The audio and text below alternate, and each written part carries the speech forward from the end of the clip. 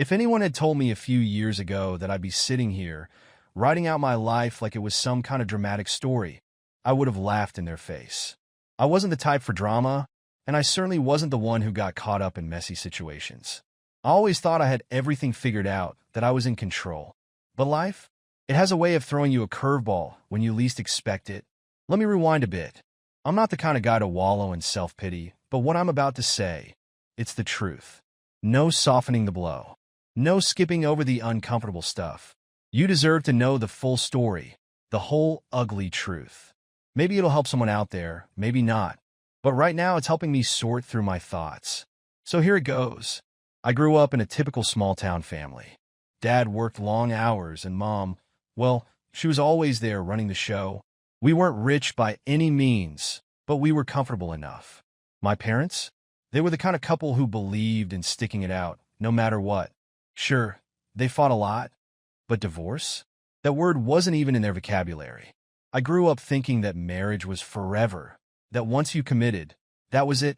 You didn't give up, you worked through the rough patches, and you stayed loyal, no matter what. That's where my warped idea of commitment came from.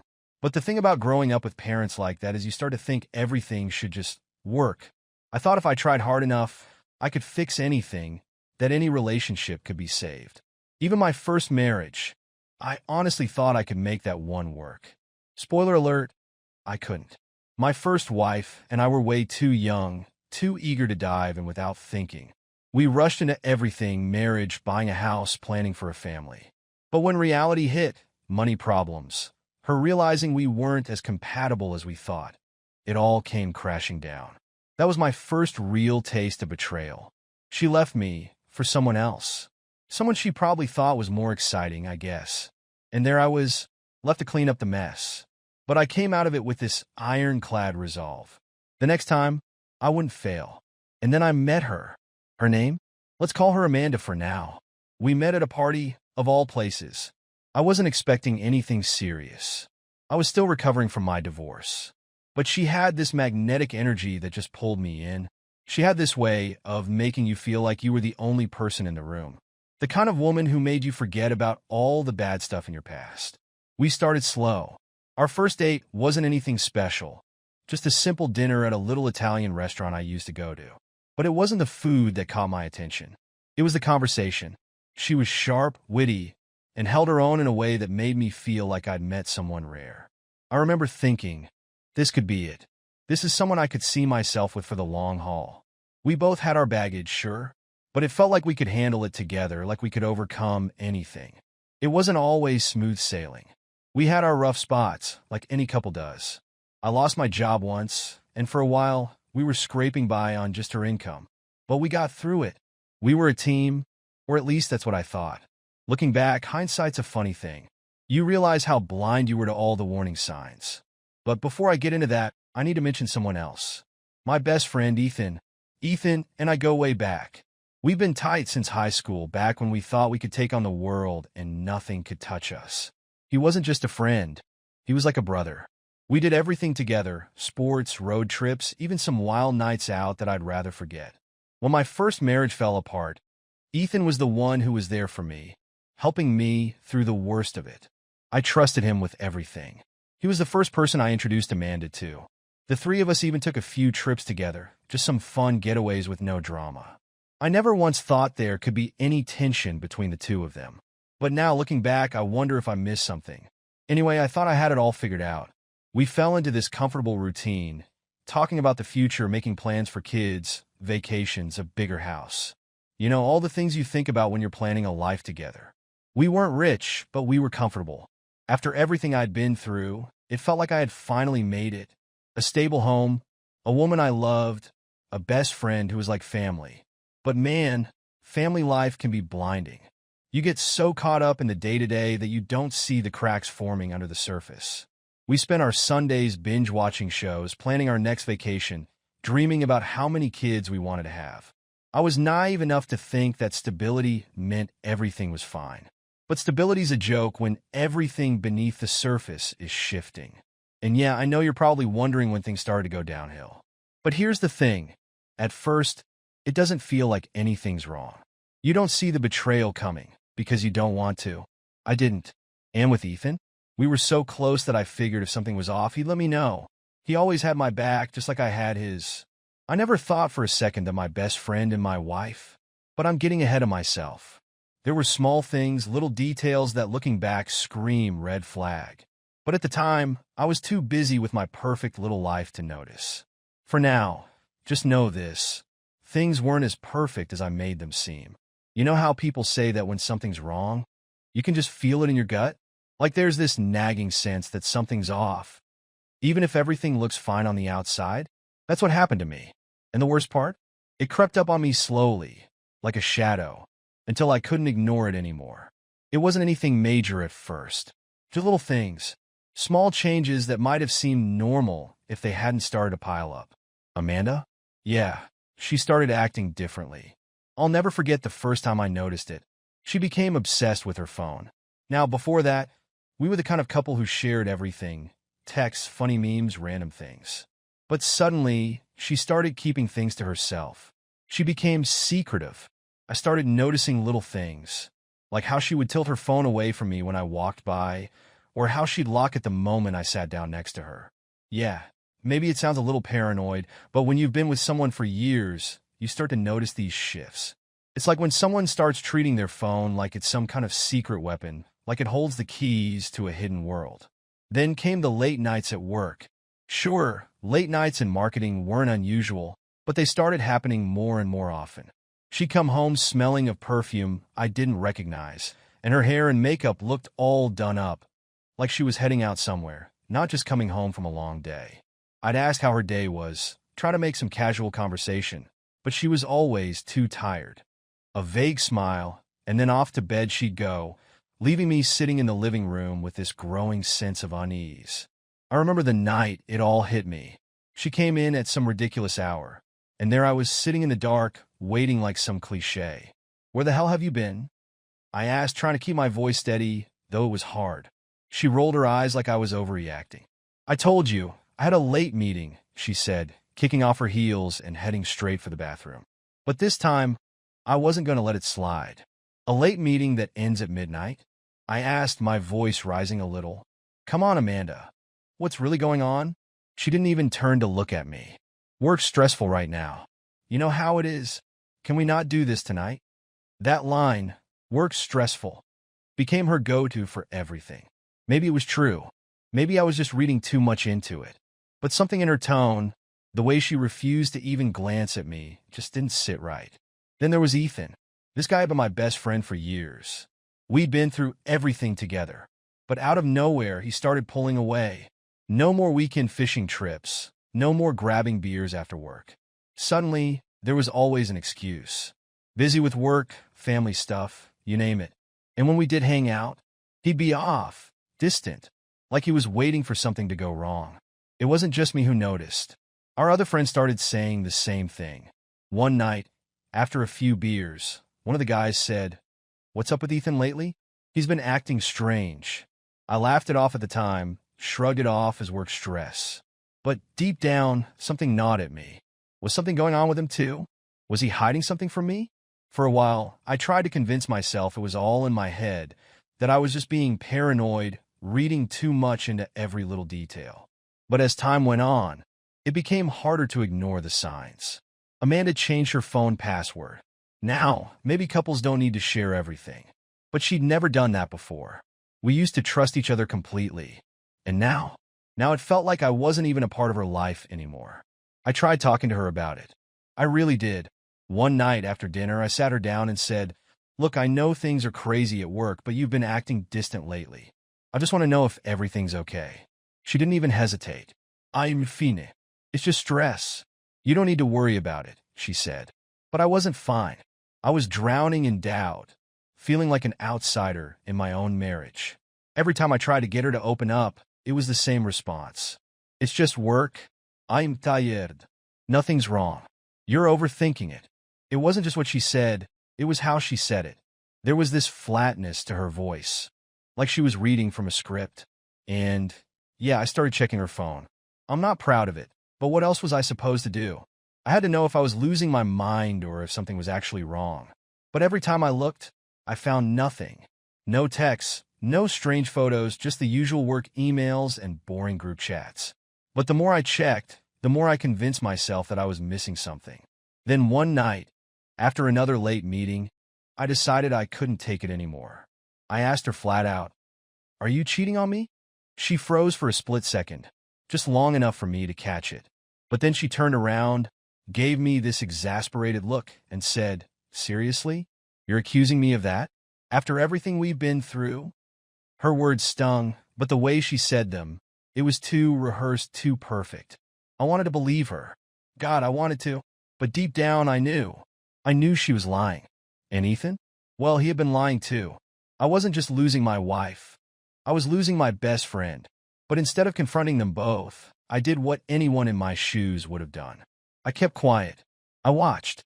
I waited. I started keeping track of every excuse, every late night, every odd look. I didn't let on that I knew something was wrong. But in the back of my mind, I was piecing everything together. I was building an invisible wall between us because I knew that when the truth finally came out, I was going to be ready for it. I didn't want to believe it. I wanted to be wrong so badly.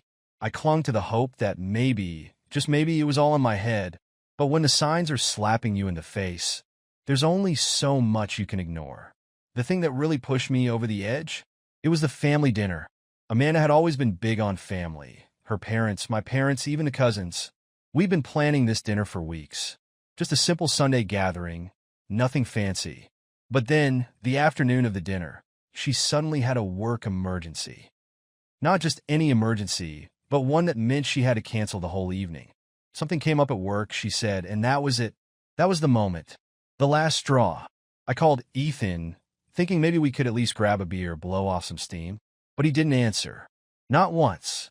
I texted, left a voicemail, even checked his social media. Nothing. And that was it. Something was definitely going on. The next morning, I made the call.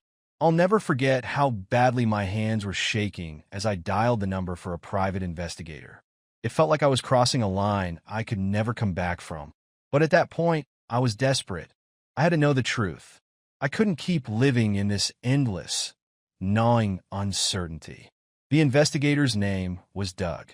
He wasn't anything special, just an ordinary guy, which is exactly what I needed. We met at a quiet coffee shop across town, far from anyone who might recognize me. I laid it all out for him. The weird behavior, the constant excuses, all the little things that just didn't sit right. Doug didn't bat an eye. He just listened, taking notes like it was just another day on the job. I remember asking, "How long will it take to get to the bottom of this?" Doug didn't hesitate, still scribbling away. "Depends. Some cases wrap up in a couple of days. Others might take weeks. But don't worry. If something's going on, we'll find it." That if was all I had left to hold on to. A tiny sliver of hope, trying to convince myself that maybe it was all in my head. I wasn't the kind of guy to jump to conclusions. Maybe Amanda was just stressed. Maybe Ethan had been busy. But deep down, I knew I was right. It didn't take long. Just 3 days later, Doug called me. His voice was calm, almost detached, like he was used to delivering bad news. "You might want to meet up," he said. "I've got something you need to see." We met again at the same coffee shop. Doug slid a manila envelope across the table. I stared at it for a moment, my stomach twisting. I wasn't ready for what I knew was inside, but I couldn't put it off any longer. Inside were photos. Crisp, high-quality images of Amanda and Ethan. And not just casual pictures, but images of them together, hand in hand at a restaurant, walking into a hotel, laughing together like they used to laugh with me. My heart sank. I felt nauseous. It wasn't just the photos, though. Doug had done his homework. He had texts between them, screenshots of their conversations, even a video from a hotel security camera. Amanda and Ethan walking arm in arm, disappearing behind a door. I couldn't breathe. I didn't want to look, but I had to. I couldn't ignore it. The proof was right there in front of me. Undeniable. Amanda, the woman I had built my life with. And Ethan, my best friend, the guy I'd trusted more than anyone. They'd both betrayed me in the most unforgivable way. I sat there, staring at the photos in disbelief. Doug didn't say much. He just gave me the space to process it. Finally, after what felt like forever, I managed to ask, How long has this been going on? Doug shrugged. A few months, maybe longer. They've been sneaking around for a while. Months? I could feel the rage starting to bubble up inside of me. I wanted to smash something. I wanted to drive straight to their faces and confront them both, demand answers right then and there. But I didn't. Instead, I thanked Doug, shoved the envelope into my bag, and left the coffee shop in a daze. The drive home felt like a blur, my mind racing with everything I'd just seen. The anger didn't take long to catch up with me. It wasn't just Amanda. What she'd done cut deep, but it was Ethan, too. He was my best friend, the guy I thought of as family. And he betrayed me in the worst way imaginable. He stabbed me in the back, thinking I'd never figure it out. No, he wasn't going to get away with it. Neither of them would. That's when the plan started to form. I wasn't going to confront them with some emotional outburst. No, I'd be smarter than that. I'd hit them where it would hurt the most. For Amanda, that was our marriage. For Ethan, it was his career. Ethan worked for a prominent company, one where reputation was everything. He was always boasting about how perfect his career was, how he was next in line for a big promotion, how he was the company's golden child. That's where I would strike, right at the heart of what mattered most to him. The first step was gathering more evidence. I already had enough from Doug, but I needed more, something that would leave no room for doubt. So I had Doug follow them for another week, digging up whatever he could. It wasn't difficult. They were reckless, careless, assuming they'd never get caught. More dinners, more hotels, even a weekend getaway. They didn't care who saw. Once I had what I needed, I started to make my move. Ethan's company had strict codes of conduct, especially when it came to personal scandals. I knew if I played my cards right, I could destroy his career with just a few well-timed leaks. I wrote up an anonymous email to the HR department, attaching some of the most damning evidence. Photos of Ethan and Amanda together, their texts, a note explaining how Ethan's affair could damage the company's image. I even made sure to mention that he was up for a promotion, just to dig the knife in a little deeper. And then I sent it. I couldn't help but smile as I clicked send. I knew they had no idea what was coming. Every time Amanda came home late or canceled plans, I'd sit back and think about how much closer I was to seeing them both pay for what they'd done. She had no idea what was building beneath the surface. And Ethan? He hadn't called me in weeks, probably too wrapped up in my wife to even think about his so-called best friend. Finally, after what felt like forever, I sent the email. And you know what? I didn't feel guilty. Not one bit. They deserved everything that was coming to them. Revenge isn't something you rush. It takes patience. Cold, calculated patience. And I wasn't about to let my emotions take control. I wasn't going to make a mistake. This had to be perfect, and it had to hurt them where it would hit hardest. After I sent that email to Ethan's HR department, I didn't just sit back and wait. I kept collecting more evidence, making sure everything was airtight. Doug kept following them, and every new piece of dirt he handed me felt like another nail in their coffin. I knew exactly where they were going, what they were doing. They were becoming more and more reckless. The more I watched, the more obvious it became. They were going out in public, no longer trying to hide what they were doing. They thought they were invincible. I tracked their movements. I knew when they went out for lunch, where they grabbed drinks after work, even when they went on their weekend business trips. But the real jackpot came with social media. They thought they were being sneaky, posting vague photos of sunsets or dinners at hotels. But if you paid attention, you could put it all together. Ethan would post a picture of a work event with a glass of wine in his hand, and an hour later, Amanda would post the exact same thing. Same place, same glass of wine. It was as if they were waving a huge neon sign saying, "We're messing around." I collected everything. Screenshots, timestamps, comments. It was all part of the plan. Ethan's image as the perfect family man, the one he'd worked so hard to build, was about to come crashing down, and I was going to be the one holding the wrecking ball. See, Ethan wasn't just some guy at the office. He had big ambitions, huge ones. He loved to talk about how he was in line for a big promotion, how he was the office golden boy, the one everyone admired.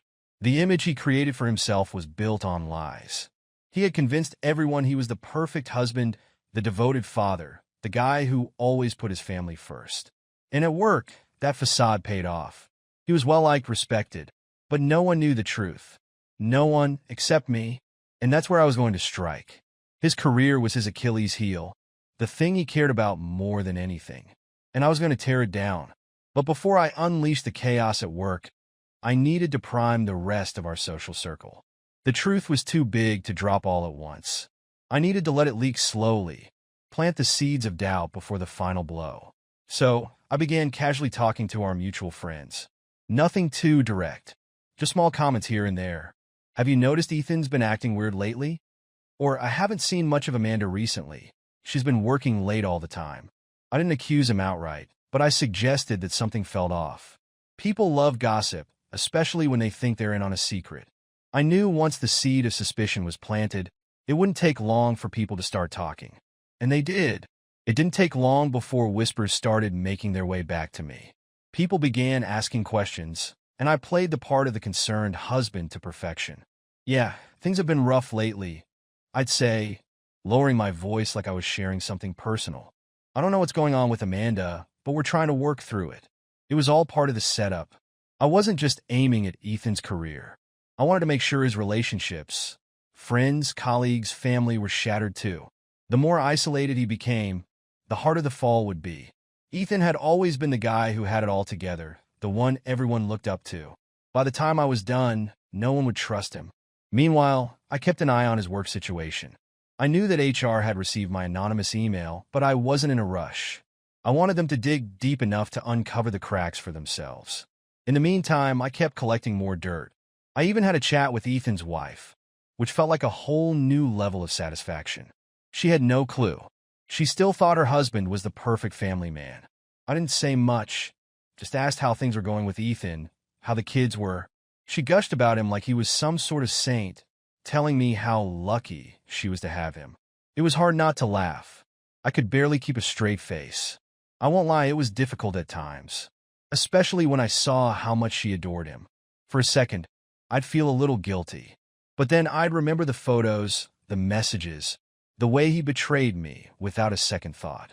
That guilt evaporated faster than it came. As the weeks passed, the tension kept building. Ethan and Amanda kept up their charade, acting like nothing was wrong, but the walls were closing in. People started noticing the awkwardness between Ethan and me. Our mutual friends asked why we hadn't hung out like we used to. I'd shrug and give some vague answer. People change, I guess. But I could see the curiosity in their eyes. They were dying to know what was really going on. Soon enough, they'd get the full story. Finally, after weeks of preparation, it was time to set everything in motion. The thing about revenge is it's not just about hitting back. It's about timing. You need to strike when it'll hurt the most, when the impact will ripple out to everyone involved. And that's exactly what I had in mind when I planned this event. It wasn't enough for Amanda and Ethan to suffer in private. No, they needed to be exposed for who they really were in front of everyone they cared about. It took weeks of careful planning, but I rented a swanky venue, one of those upscale places people use for corporate events or milestone celebrations. It had to look professional, like an innocent grand occasion. I sent out the invites, making sure to include all the key players, our mutual friends, colleagues, even a few of Ethan's higher-ups from work. If I was going to destroy him, I had to do it in front of the people whose opinions mattered most to him. I wasn't shy about inviting Amanda's family either. Her parents had always supported us, and I knew this would hit them hard. They had a right to know what their daughter had been up to. I made sure everyone who had any connection to our lives was there. No one would escape what was about to unfold. In the days leading up to the event, I rehearsed my speech over and over again. I wanted it to be flawless. It couldn't just be some angry rant. No, it had to be calm, composed, just stating the facts. Facts no one could argue with. I had the photos, the videos, the texts, all printed, organized, and ready to go on the big screen. I even hired a tech guy to make sure everything would run smoothly. The night of the event, the air was buzzing with excitement. People were laughing, drinking, chatting about work, about family, like it was just another night. Amanda played the part of the perfect wife, smiling and talking to everyone like nothing was wrong. Ethan was working the room like the seasoned pro he was, shaking hands, laughing, completely unaware that his world was about to come crashing down. I watched them from the other side of the room, keeping my distance, letting them enjoy their last moments of normalcy. It It was almost sickeningly amusing to watch their confidence, to see how sure they were that they had gotten away with everything. They had no idea what was coming. They had no clue what was coming. As the moment drew near, I made my way to the front of the room. The lights dimmed, and the buzz of conversation began to fade as everyone turned to face me. I tapped the microphone and cleared my throat, taking a moment before I began speaking. "I just want to thank all of you for being here tonight," I said, my voice calm but firm. "It really means a lot to me to have all of you, friends, family, colleagues, gathered here." I paused for a second, letting my words sink in. I've been doing a lot of thinking lately. Thinking about what real friendship means, what trust really is, and how crucial it is to know that the people closest to you will stand by you, no matter what. I saw Amanda glance at me, her face momentarily flickering with confusion. Ethan, standing near the back, had started shifting uncomfortably. "Good. And that's why," I continued, keeping my voice steady, "I feel like it's time to share something with all of you. Something personal. Something that's been weighing on me for a while." I signaled to the tech guy in the back, and the screen behind me lit up. The first image appeared, Amanda and Ethan, walking hand in hand outside a restaurant. There was a sharp intake of breath from the crowd. Amanda's face went pale, and Ethan's grin melted faster than I could have imagined. I didn't give them a chance to react. "This," I said, pointing to the screen, "is my wife and my best friend, caught in the act of sneaking around behind my back." I kept going. One by one, the photos flashed up on the screen, more images of them together, laughing, hugging, walking into a hotel. Then the texts appeared, screenshots of their conversations, full of flirtation, secret meetings, and even jokes at my expense. The room went silent, except for the sounds of whispered disbelief. I watched as the shock rippled through the crowd. Amanda tried to speak but stumbled over her words, her voice shaky. It's not what you think," she stammered, but no one believed her. Ethan didn't even try to defend himself. He just stood there, frozen, the weight of everything crashing down on him. I could see his brain working, his thoughts racing as he scrambled to figure out how to salvage this in front of his colleagues, his friends, his family. But it was too late. The silence was quickly broken. People started muttering, then shouting. Friends I'd known for years were furious, demanding answers from Amanda and Ethan. Some even turned to me, offering their support, but I didn't need it. This wasn't about feeling sorry for me. This was about making sure they paid for what they'd done. Amanda's parents, sitting in the front row, looked like they'd been hit with a sledgehammer. Her mother was fighting back tears, and her father couldn't stop shaking his head, still in shock. I almost felt bad for them, but then I remembered everything, what they'd allowed their daughter to do. Almost. The crowd split. Some people gathered around me, offering kind words, asking if I was okay. Others turned their attention back to Amanda and Ethan, demanding answers. It was chaos. Amanda, wide-eyed and panicked, tried to get close to me. "Please, can we talk about this?" "It's not what you think," she begged. But I stepped back, shaking my head. "There's nothing left to talk about, Amanda," I said, my voice colder than I'd ever heard it. "You made your choice. Now you have to live with it." Ethan, meanwhile, stood like a deer caught in headlights. He knew it was over. Everything he had worked for, all the relationships he'd built, his reputation, was crumbling in real time. The people he had been trying to impress all evening were already whispering to one another, distancing themselves from him. His whole life had been built on a lie, and in a matter of minutes, it all came crashing down. I let them stew in it. I watched as they both realized the weight of what they had done. Amanda started crying, trying to explain herself to anyone who would listen, but no one cared anymore. Ethan slunk off into a corner, his mind likely spinning, trying to figure out how to put the pieces back together.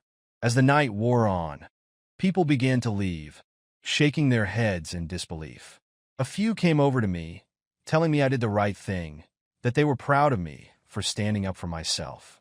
But I didn't feel proud. I felt empty, like I just watched everything I had built go up in flames. But at least it was over. The scandal spread like wildfire. Within days, everyone at work knew about the affair. Ethan's name was on everyone's lips, and thanks to my well-timed email, his promotion was immediately revoked. I even heard rumors that they were considering letting him go completely, Too much bad press for the company to handle. As for Amanda, well, let's just say she lost a lot more than just her reputation. The fallout had only just begun. Life after the scandal was like watching a wildfire consume everything in its path. Everything they thought they had built reduced to ash. Amanda and Ethan, they lost everything. And honestly, I couldn't say they didn't deserve it. Let's start with Ethan. He'd always been so smug, so sure of himself and his career. But it didn't take long for the truth to catch up with him. Word spread fast. His bosses heard about the affair, and they couldn't afford the public scandal. The career he'd spent years building crumbled just as quickly as the lies he'd been telling. The promotion Ethan had been bragging about for months? Gone just like that. His career? Destroyed. Last I heard, they gave him the boot quietly, didn't want the drama making waves. But the damage was done. His image as the office golden boy shattered in an instant. The people who once admired him, trusted him, none of them looked at him the same way. No one wanted to be associated with a man who had betrayed his wife with his best friend's spouse. And that perfect family he used to flaunt? It fell apart in record time. His wife found out about everything. The affair with Amanda, the lies, the deceit. She took the kids and walked out. And from what I heard, she'd already filed for divorce. Ethan's life had been reduced to rubble. All because he couldn't keep his hands to himself. All because of his selfishness and arrogance. Amanda? She didn't fare any better. Her family had always seen her as the picture of perfection. Well, they weren't so supportive when the truth came out. Her parents were devastated, completely embarrassed by her actions. Friends we'd had for years? They cut her off without a second thought. She went from being a beloved figure to a pariah. The woman who destroyed her own marriage and shattered a friendship in the process. As for me, I didn't even waste time responding to her. She tried to reach out, of course, calls, texts, and even showing up at my door, crying, begging me for forgiveness. But I wasn't interested in hearing her excuses. She made her choice, and now she would have to face the consequences. Part of me couldn't help but feel a little satisfaction watching the two of them unravel. The guilt they had to carry, the consequences of their betrayal, it was something they both earned. But that sense of satisfaction didn't last long. After everything settled down, I realized I was left to rebuild my own life. The emotional toll of betrayal was heavier than I ever imagined. For a long time, I kept to myself, avoiding the people who reminded me of what had happened, not ready to face the world that had turned upside down. Eventually, though, I realized I couldn't stay in that place forever. I needed to move forward. So, I slowly started putting myself back out there. I met new people, people who didn't know the backstory, people who didn't look at me as the guy who got played. Slowly but surely, I started trusting again, piece by piece. And while the scars of the past never fully faded, they became easier to live with. It was a process. There are still days when the old wounds ache, when I think about the life I thought I was building, the trust one once had in Amanda, in Ethan. But when that pain comes creeping back, I can remind myself of how far I've come. I'm no longer the man who was betrayed. I'm the man who made it through, who survived. Looking back, I can see how much I've changed. It's made me realize how fragile trust is, how easily people can destroy what you have without a second thought. But it's also taught me something important, something I wish I'd learned sooner. You can't control other people's actions. You can't make them love you or stay loyal. No matter how much you give, the only thing you can truly control is how you respond when everything falls apart. For a while, I thought I was the one to blame. I wondered if I wasn't enough, or if I'd missed the warning signs. But that kind of thinking? It's a trap. Their betrayal wasn't about me. It was about them, their choices, their selfishness, their lack of honesty. And once I accepted that, I was able to let go of the guilt, the anger, and the bitterness. If there's anything I've learned from this whole mess, it's that you have to value yourself. You have to recognize your worth, and never let anyone make you feel like you're less than you are. Because at the end of the day, the only person who is always going to have your back is you. And that's enough. So here I am, moving forward on my terms. I'm not looking for love right now, and maybe I never will. And you know what? I'm perfectly fine with that. I've learned how to be content with who I am, without needing someone else to make me feel whole. And honestly, That's the best form of revenge I could ever ask for.